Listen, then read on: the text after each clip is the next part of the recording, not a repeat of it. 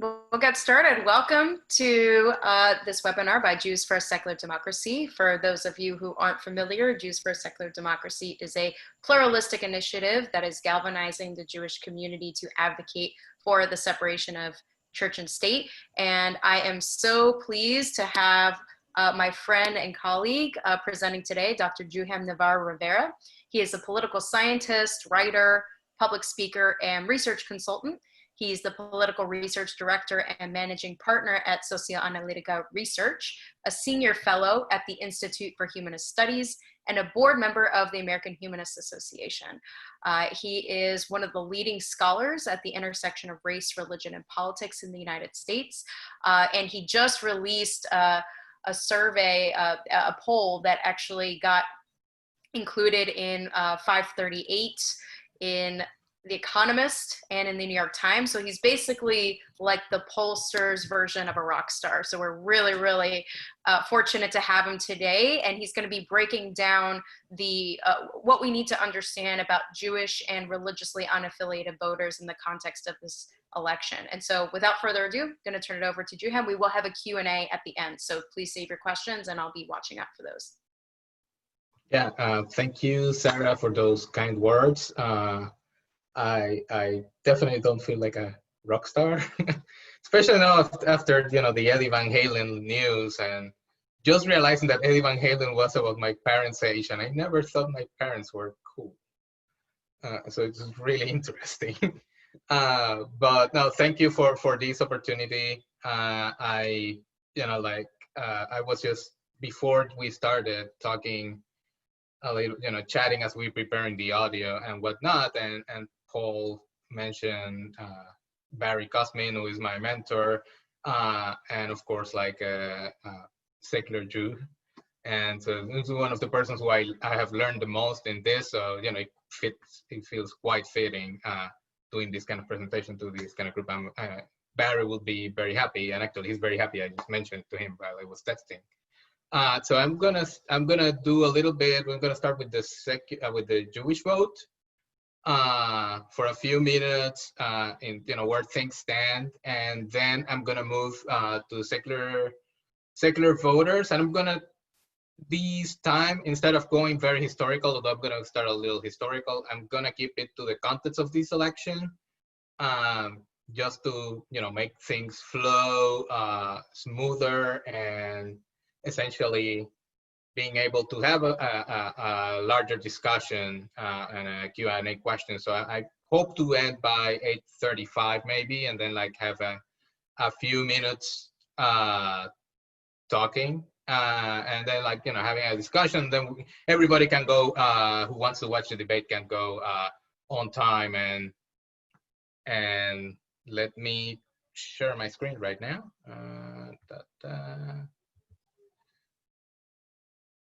And if I am able to present, that will be great. Okay. So this is so one of the things that, because we did this really quickly, so I actually wasn't able to. I generally like to do my data crunching myself, looking at different databases, and I wasn't able to do that for this presentation because of work. So I'm looking at some of the stuff that I've been keeping an eye for years, or that I have in my safe tabs and whatnot. And this one is great. Edison Research, who are the people who do the exit polls, actually produce these tables or charts with like different groups of voters. And so in this case, it's the exit poll results for people who identify as Jewish. In the exit polls, at least in the recent ones, it's just it's a quick question about religious identification, which actually doesn't go very deep as the ones from Pew or PRI do. So you don't have like either denominations or anything like that. But essentially, as we're gonna see in future, in a little ahead with secular voters, it is a heavily democratic cohort. usually depending on the exit polls, like it's gonna be like 3-4% of the voting population, and it's usually very democratic. Here goes every election year and up to the midterms. So it has been ranging in the low to high 70s for the most part in the last like 30 years or so. Uh, and in 2020, I don't think this is gonna change too much. I've been looking at the data and the polls. One of the problems with generally polling Jewish population, it's quite small, so we need really large surveys to do that kind of data analysis. And so one of those is the American Values Atlas that my friends at Public Religion Research Institute, or PRRI as they are known now, do. So they do these surveys in which they pool, like every week, they have a weekly survey and they pool that data over the year, and they end up having, in a normal year, they will have like 55,000 people in a survey. And in 2016, for example, that the people they were partnering with the project, they were doing 2 surveys a week. They actually ended up having over 100,000 people in that year. But it allows us to look at these smaller demographic groups, particularly religious, like Jewish Americans. And Daniel Greenberg, as a friend of mine and who used to work for PRI, earlier this year wrote a piece about Jewish voters leading into 2020. And yeah, like at least in self-identification and expected voting patterns, Jewish American voters haven't actually changed that much. The plurality identify as Democrats. Just about 1 in 5 identify as Republicans, and then like you have a third that are independent. PRI doesn't actually have a leaning party question for independence in their mains in this particular project. If you look at the Pew data, and the last one that I could find was the 2014 one, where they have the leaning question for independence. The Democratic self-ID is about 65%. So, this is a group that leans heavily democratic overall. And looking into 2020, it seems that the election has become a referendum on the president, essentially, as we're going to see a little ahead when I talk about secular voters. But in terms of Jewish voters, they have throughout, this is through 2019, this is more quotes from Dan, 63% had an unfavorable view of the president, and only a third had a favorable views. Some surveys that have come out that have been able, like Pew, that have been able to pool some of their surveys, have also found that particularly Jewish voters, or at least Jewish Americans, are very they don't have very particularly favorable views of the president. Some of these may be colored by partisanship, of course, and the numbers kind of like track into some extent the partisan leanings. But one of the good things that PRI does in their surveys, that actually was one thing that my mentor Barry Kosmin did with his American Religious Identification surveys, is asking about Jewish identity, not just as a religion, but also as a cultural identity. And so in the case of Barry, when we did the 2008 ARIS, American Religious Identification survey, we had a subsample of non-religious people who we asked a larger battery of questions. So in 2008, that survey was the last time it was done. It was done in 1990, 2001, 2008. The last one, which I was able to work in, it's much simpler than the Pew and PRI surveys that have come after it, in the sense that the question is open-ended, so they just ask you what is your religion, if any. They didn't actually give you a list, which was fun to code. I was in charge of back coding all those open-ended respondents, and there were like 54,000, so that was kind of fun.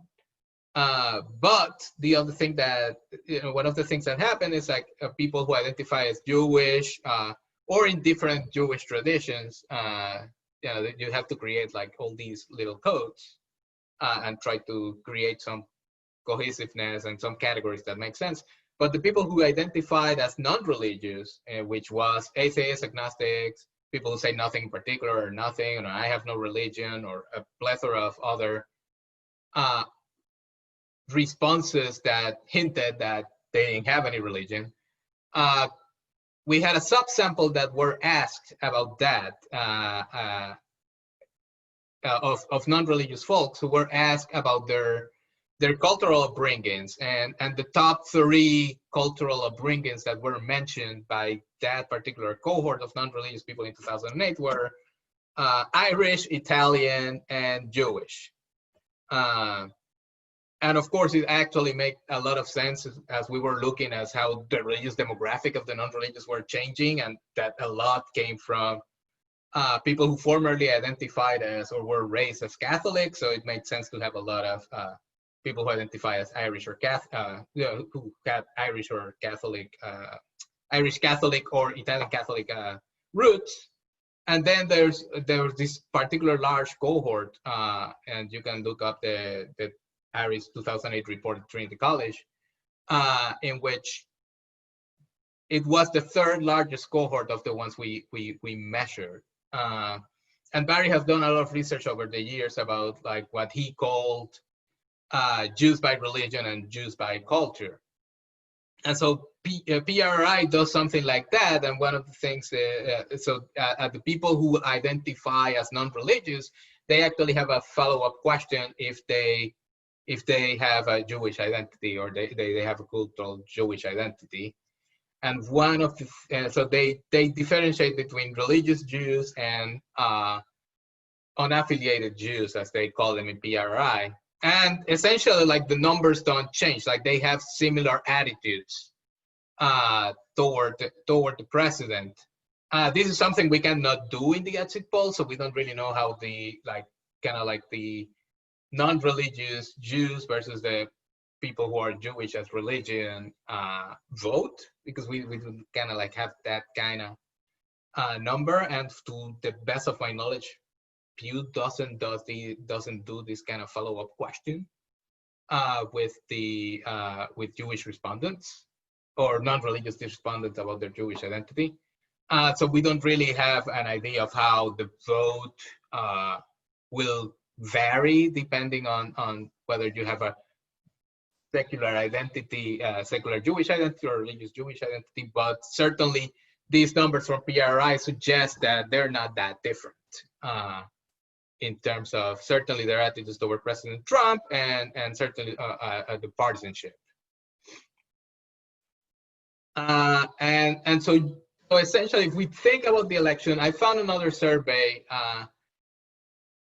that I didn't actually put in here because I found it at the last minute, that was about Jewish voters from an institute I had not heard before, and so I wasn't sure. The poll looks legit, but it had some issues, and essentially, like most voters, like the Jewish voters, at least for 2020, were concerned about the economy, were concerned about healthcare and all these issues that have become the cornerstone of this particular election, and that have been actually, to some extent, the cornerstone of a lot of elections in the last few years.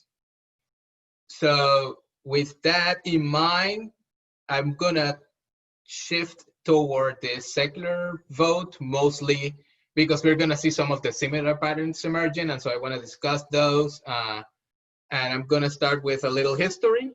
So this is the secular vote from 1980 to 2016. The share of, like, for Republicans or Democrats.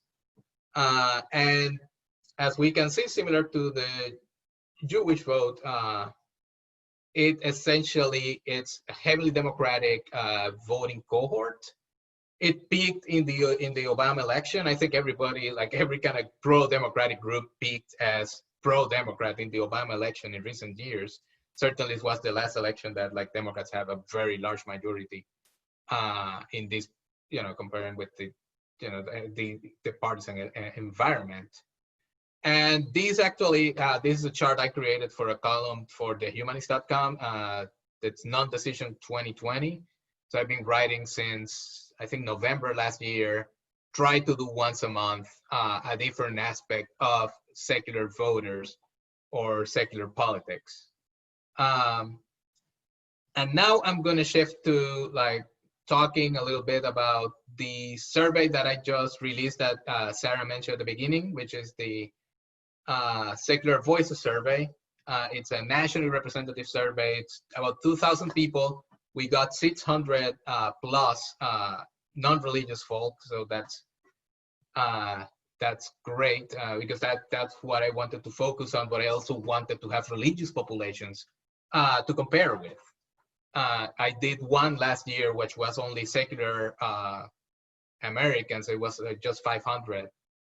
And it were great results, but I didn't have anything to compare with other than using numbers from other pollsters. I decided to have everything in this poll this time, which was a great idea actually. So that we can see is that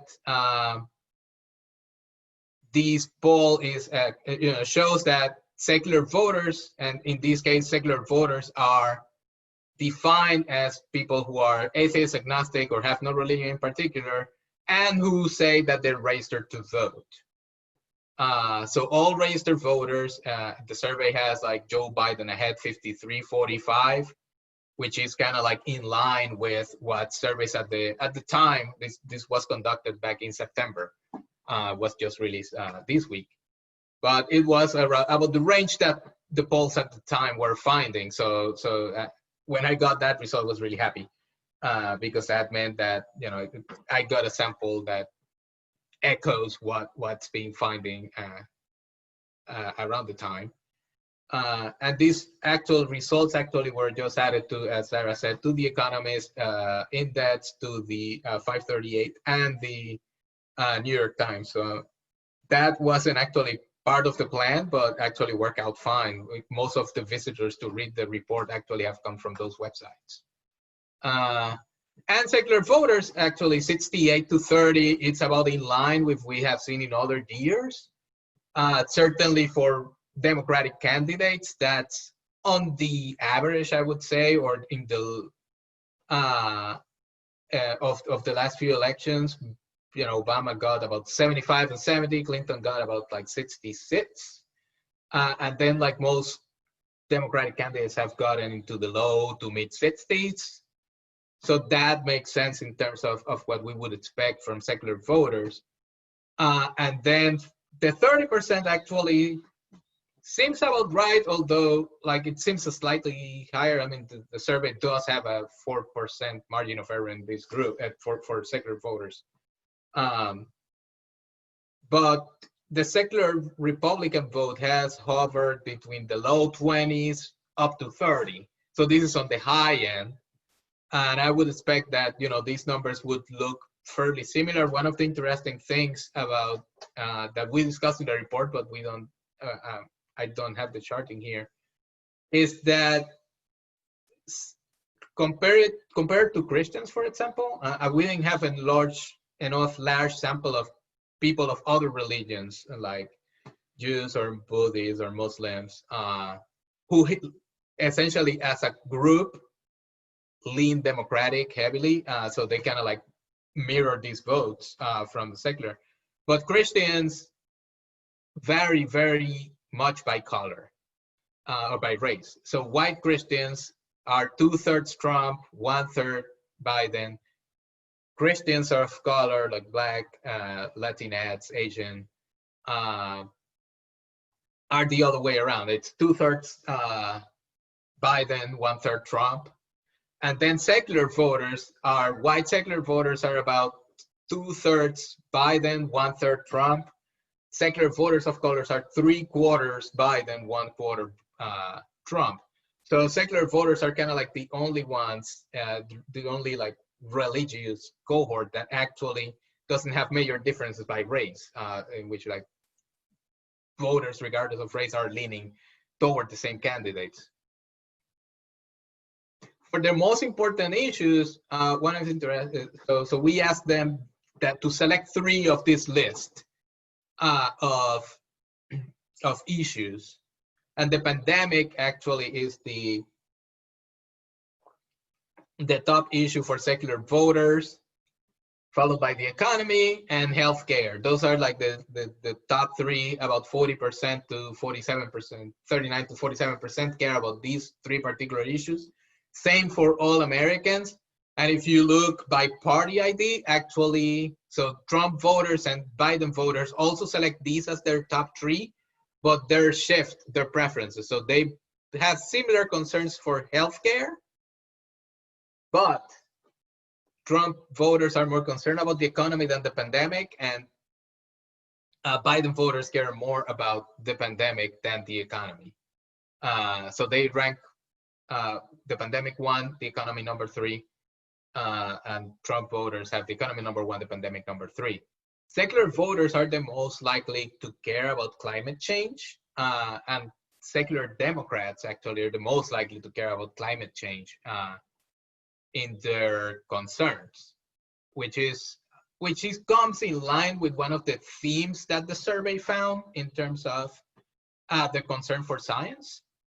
So it's just not climate change and the pandemic. It's also, as we will see a little ahead in the other slides, it's other aspects of science in terms of how we use it in public policy. So, and one of the things that also we added was the nominations to the Supreme Court, and all Americans and all secular voters actually rank it dead last. And it, it makes sense. People who care about the Supreme Court are already highly mobilized to vote. And so I don't think that's going to change. This survey was done before Ruth Bader Ginsburg passed away. So I don't think that changed. The Republicans are slightly more likely than Democrats to mention the Supreme Court and other federal courts, but they still low in the preferences of all voters.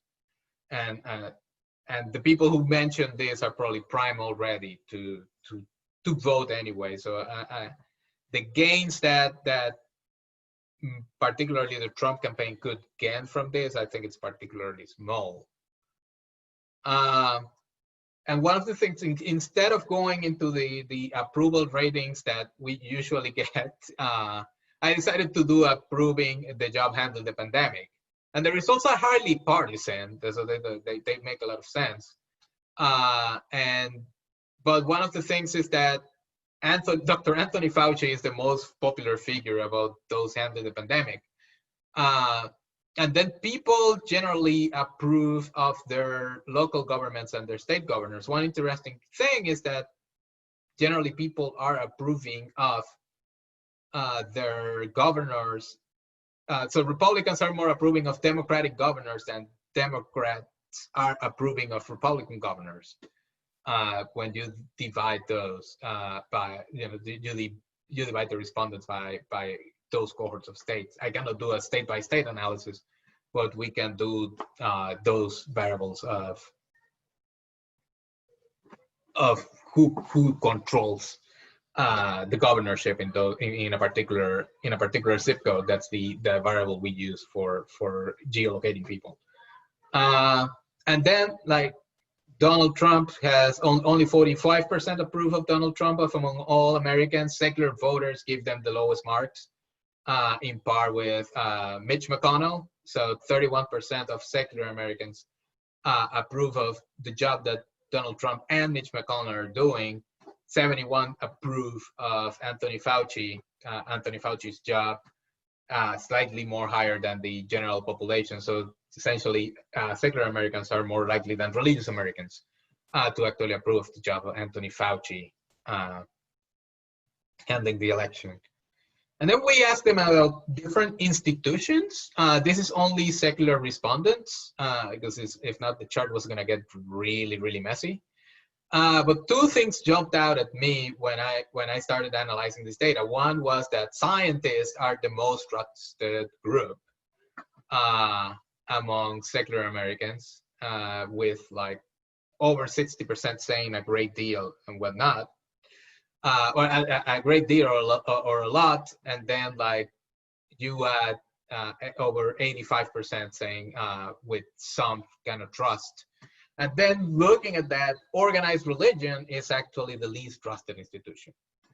And I think, looking at the context of what's been happening in the last 4 years, and particularly this election, the Republican Party and organized religion are the two least trusted institutions among secular people. So that makes sense in terms of the voting patterns, but it also makes sense tying those up in terms of trust in the way that they have become entrenched, particularly during this administration, in which like the strongest support that the president is receiving is from white evangelical Protestants, and a lot of his messaging, if not all, it's actually appealing to that particular demographic.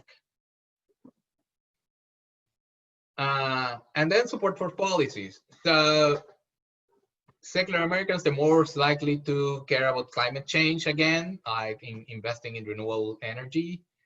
But also there's this strong social justice aspect to it. Expanding healthcare, increasing government help, tuition free. That makes a lot of sense because secular voters tend to be younger, and many of them are in schools or planning to go to school or just got out of school. And so tuition free has polled well with secular Americans for a few years now that I've seen data. I did that last year and we got similar results. Increasing the minimum wage as well, and then removing exemptions to vaccination, like religious exemptions to vaccination. Secular Americans the most likely to support this kind of policy. And even when, like, interestingly, this issue of separation of church and state, removing the phrase "under God" from the Pledge of Allegiance is very low on the priority of Americans. Like secular Americans, almost half actually are in favor of doing this with the Pledge of Allegiance.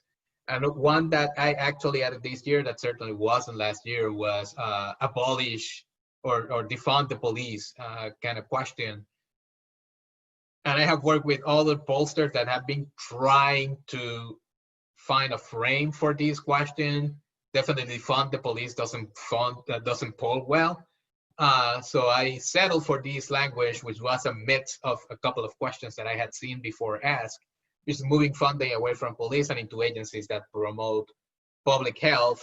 And you get like the majority of secular Americans actually supporting something like this, and nearly half of Americans in support of on a policy like this.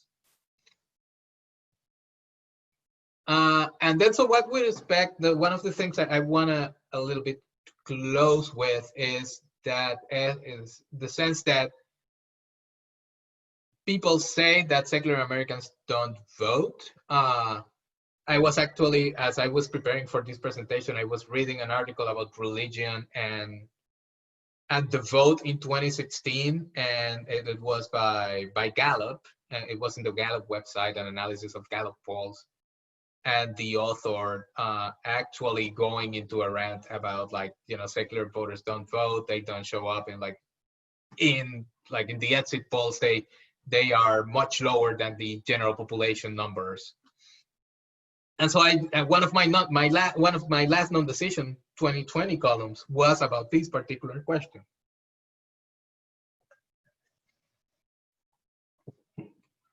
And it's sorry. And essentially, I compare exit polls to what people say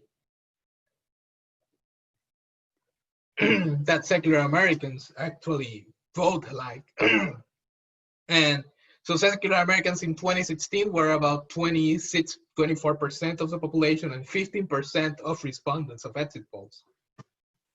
And essentially, if you look at 55% of people voted in 2016, that means that 34% of nones turn out, which is ridiculously low even for American turnout standards. And looking at the overrepresentation of white evangelicals in polls, then that means that 84% of white evangelicals voted.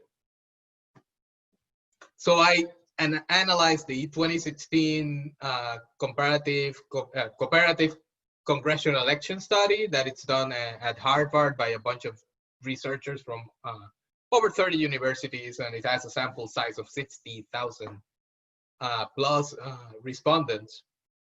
And it actually has questions about voter validation. So the survey is asked before and after the election, and then they validate their votes. Whether if people say they voted, they actually double check the voting records of respondents. And so looking at that, they have like a 55% voter turnout, but among white evangelicals is actually 64. And among the non-religious is 51, which is not great, but it's not awful as it is made to believe. So I just want, I mean, I'm right now in my tour of dispelling the myth that the nones or secular people don't vote. So that's why I wanted to mention that, and then closing this. We asked people about how they participate in different political, engage in different political activities. And so we asked about 11 activities, going from talking to family and friends, which is the easiest one, to volunteer for a voter registration drive. And secular Americans, for the most part, participate at similar rates in these activities as the American population in general. But if you, was a question that we asked, and that has been unique to our surveys, asking people about being affiliated with a secular group. So we ask about if they have ever been a member or they're currently a member of the American Humanist Association, American Atheists, Center for Inquiry, Freedom from Religion Foundation, Secular Coalition, Secular Student Alliance, or any other like local, online, or chapter of a group. And so people who participate in those groups, which are about 26% of secular respondents, are off the charts more likely to participate in any of these particular any of these political activities. So essentially, my closing thoughts are that secular population is very active, not what it's told. They're very motivated, like a lot of democratic leaning groups, like Jewish Americans or African Americans or Latinx Americans, are very motivated to essentially vote out the president.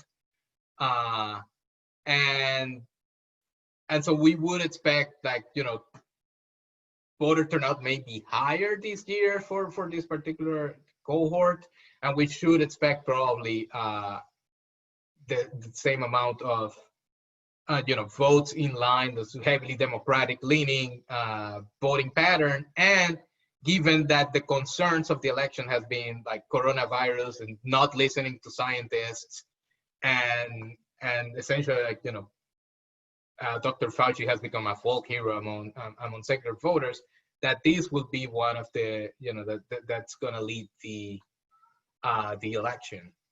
I'm gonna thank you for listening. I just wanna have a convo with you. So it's actually 8:36. If you wanna learn more about the survey, go to secularvotessurvey.com. You can also go to socioanalytica.com to see some of the other projects we have done. Usually like research for organizations like the Domestic Workers Alliance or the Black Futures Lab with Alicia Garza. And you can follow us also on Instagram, Facebook, and Twitter at Socioanalytica. And you can follow me in Twitter at JuMNR. And I want to thank you, and let's go. That was wonderful. Thank you so much.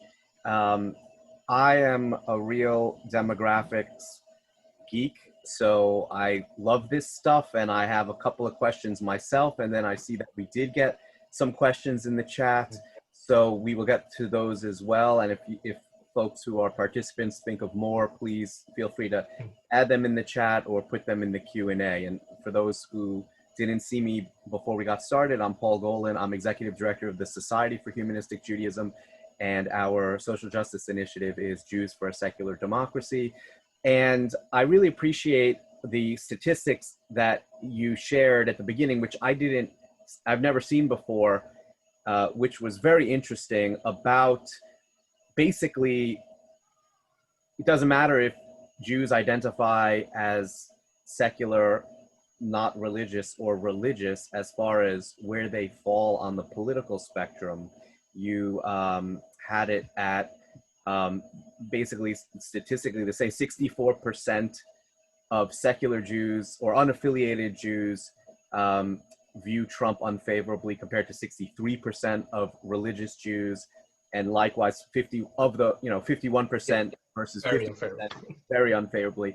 And I just want to point out for folks that, and what I mean, maybe this is an advocacy piece for you to share with the wider sociology community, is I think there still needs to be so much drilling down on who those Jews are who identify as Jews of no religion, basically. Because and this was also done by the Pew Foundation when they studied American Jews in 2013. They would call people up, and correct me if I'm wrong about this methodology, and they would ask, what is your religion? And people who said no religion were then asked, do you have any Jewish heritage? And if they did, they were considered Jews of no religion. And that was a group that they kind of studied separately from Jews of religion. But they found all kinds of interesting factors, like it doesn't automatically mean that Jews of no religion don't believe in God, for example. So what I realized when that study came out is, if I had been a participant in that study, which I wasn't, but if someone called and asked me, what is your religion? I would say Jewish, even though I'm quite on the record as being atheist, humanistic, because I know what they're getting at. And then I would hope that they would ask me about what do I believe, but I would say Jewish. And I think that there's a struggle there in how do you address that? How do you get at that? Who are the secular Jews that are showing up in these studies? Yeah, that's interesting, because I think one of the problems with I'm not a sociologist, I'm a political scientist, so like my interests are, in religion is more about patterns of like behavior more than identity. But one of the things, I spent a lot of time with sociologists, and I think one of the things I have noticed is the fact that religion is asked still after we have like a decade of this secular boom. And religion is still a binary thing. You're it or you aren't. And there's a lot of in the middle. I tried last year to ask about like if you had multiple religions or multiple identities. That didn't work out well. So that was a kind of like a question wasted, but it was a try. And that's a bit of a struggle. Also, one of the you mentioned that being Jewish and not believer. My wife and I finished separate chapters for the handbook of humanism, and we're looking at these demographics, and a significant portion of people with what we define as humanistic beliefs are people with religious IDs who don't believe in God. And that was a significant portion of our defined humanist population, was about 17%, I think, which is it's not a lot, but it's not small, Yeah. especially for a group that it's this big. Right.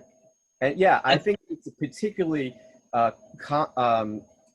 complicated for Jews, though, because of the intertwining of Yes. ethnic and cultural identity as well. And, one of the things we wanted to focus on with this initiative is to make sure that we approach the separation of church and state from a truly pluralistic Jewish approach, which means both Jewish religiously and Jewish secularly, culturally, and so on, which doesn't happen a lot from the organized Jewish community. There's a presumption that we're going to just always approach from the religious perspective. And we want to make sure that we bring to all of the issues, both the Jewish religious perspective, but also the Jewish secular and cultural perspective. And this actually also came up very recently with the death of Ruth Bader Ginsburg, because I don't know if folks saw this, The Guardian described her as leaving her faith when she was 17 and her mother died, and she was not allowed to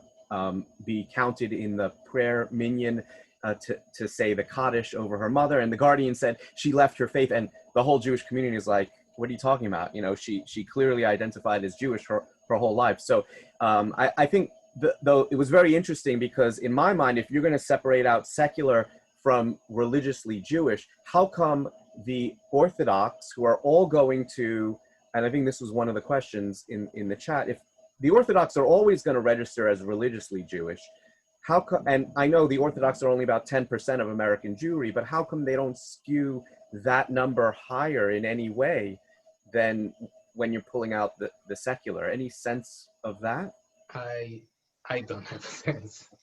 But I wanted to go back to something you mentioned, because it also, when we look about these religious identities, and talking about secular Jews, like Phil Zuckerman just wrote a piece about secular people underrepresented in politics. And one of the interesting things is, like, for example, when Pew does their Faith in the Hill analysis at the beginning of every congressional session, they're not well, now we have Jared Hoffman of California, but when the late Pete Stark was an open atheist, he wasn't counted because he was a Unitarian, so he was religious in their count.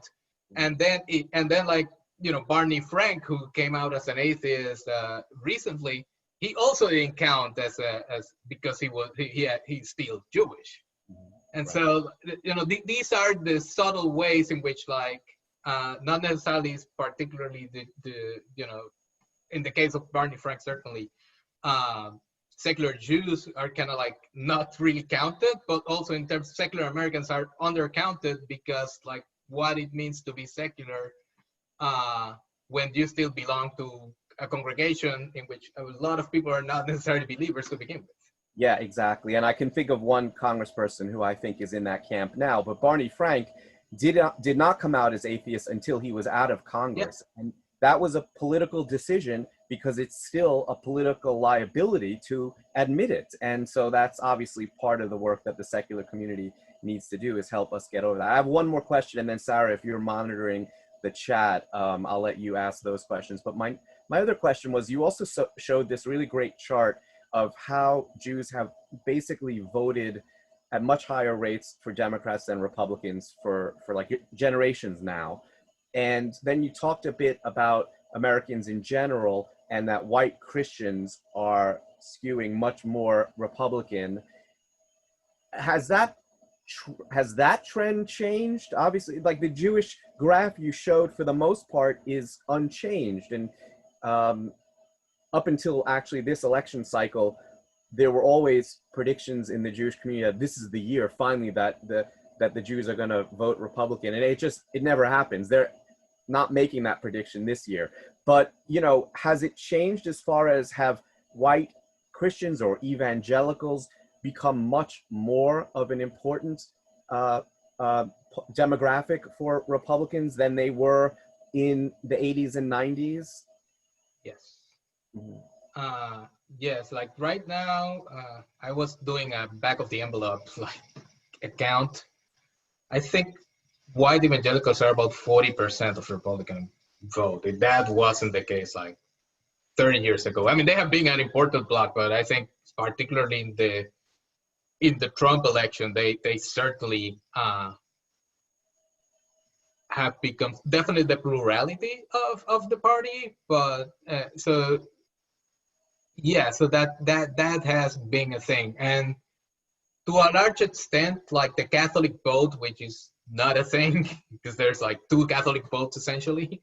There's whites and Latinos, and they vote separate ways. The white Catholics have been trending Republican, although like I've seen PRI polling that says that Biden may be bringing some white Catholics back. So in my poll, at least, they don't look that much different from. I mean, they're less Republican than white evangelicals, but they're still like similar to, to some extent, to mainliners. Yeah, I mean, I feel like issues of religion have become even more polarized than they were in the past. So it's interesting to hear that there might be some demographic numbers to kind of back that up. Sarah, what are you finding from the chat? So I think there's two main questions I would ask in the time that we have left.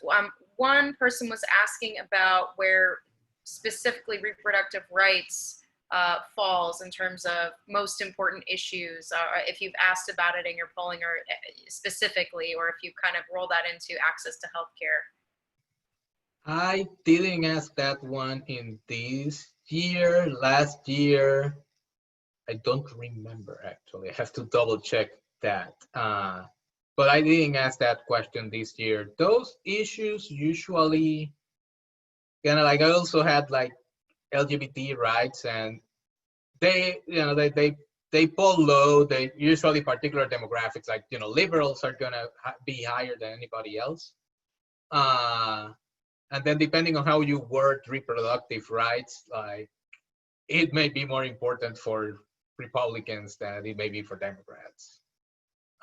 So a lot of those depend on the wording, but usually if you word it as reproductive rights, Democrats are going to be more concerned. And if you ask about abortion, Republicans are going to be more concerned. So another question that's kind of, I'm trying to synthesize, I think, some of the comments and the questions. There's a question about just understanding Jewish Republicans and their vote and their priorities. And there's a comment here that I think sort of captures what a lot of folks have been saying, which is, what about changing priorities where it may become an issue of domestic versus foreign policy concerns? There's a sense that especially older Jews who are sort of prioritize U.S. policy toward Israel, that might, as being a top priority, be sort of the deciding factor of whether they vote Republican or Democrat. So, what can you say about sort of what we should understand about Jews who vote Republican in terms of, are their priorities different, or is it that the priorities are actually the same? It's just, their orientation on issues is different. I don't really know much because again, the polling is really sparse, but my knowledge of Latinx politics and Latinx Republicans and secular Democrats tell me that Democrats are Democrats and Republicans are Republicans. And I'm writing actually a piece for my non-decision 2020 column at The Humanist that's going to focus on secular Republicans and secular Democrats. And, they're both secular, but they're Republicans and they're the Democrats. Like, their issue concerns are essentially, the secular Democrats are to the left of Democrats, and secular Republicans are not to the left. I mean, they're probably more liberal than most Republicans, but on most issues, they're, in line with what other people in the party think. And it, to a large extent, I think it has to do, your dividing line may be economics, right? Like secular Democrats are more interested in social justice issues, and secular Republicans are more interested in tax cuts. And so the same thing with Latinx Americans, like, the more interested in like expansion of the safety net, healthcare, and secular Latinx Republicans are more interested kind of like in business and the economy. So does that mean we can kind of put to rest? There's this notion of one issue voters. I mean, this is a broader way to get at what's being asked in terms of shouldn't Jews just vote on how good Trump has been to Israel, which I find debatable. But even if you believe that Trump has been good for Israel, shouldn't that be the one thing that Jews are going to vote on? And it seems to me like from the charts you've shown where people are like 70% this issue, 68% this issue, like nobody's going just based on one issue. They may have the most important issue, whether it's coronavirus or the economy, but we've seen this because we've also seen, and I believe this happened for George Bush, where like they would dangle abortion issues to motivate people to get to the polls, or they thought that they did. And were they really going just because they wanted to vote for the president based on abortion issues? Or are there any one issue voters actually out there, or is that a myth? I've always been skeptical of one issue voters. I think it may be like that one issue may be what's your tipping point, but I don't necessarily think that you're just gonna vote for one particular issue. I think maybe there's, if it may be like I could think of a one issue voter if I'm a person that is very well off and I don't really care who wins because nothing's gonna affect me. Right. Maybe my one issue vote is gonna be like lower taxes. I don't know, but I'm not really sure. That was a thing in the 2000s and the 1990s. We're talking about these one issue voters, and I've met one person that it's like a friend of mine that it's kind of like a one issue voter that is liberal on everything, but votes Republican because it's anti-abortion. I assume there's some people like that, but enough to swing an election, I'm not really sure that happens. Yeah, I know. And I think in the Jewish community, there are people who are like, well, I got coronavirus and I lost my job, but he moved the embassy to Jerusalem, so I'm going to vote for Trump. I mean, I think that there actually are some folks out there. I just, I believe in the demographics you show that there are a very small minority of the Jewish community, though, that would think that way versus we're in big trouble in the US right now, and I'm going to vote based on who I think can get us out of it. Anyway, I wanted to, make sure everybody gets a chance to, use the facilities before the VP debate. I really want to thank you so much for your presentation. It was really helpful and illuminating. So thank you so much for that and for the work that you're doing. Thank you for inviting me. Thank you so much. Enjoy the debate, everybody. Thanks a lot. Good night. Good night.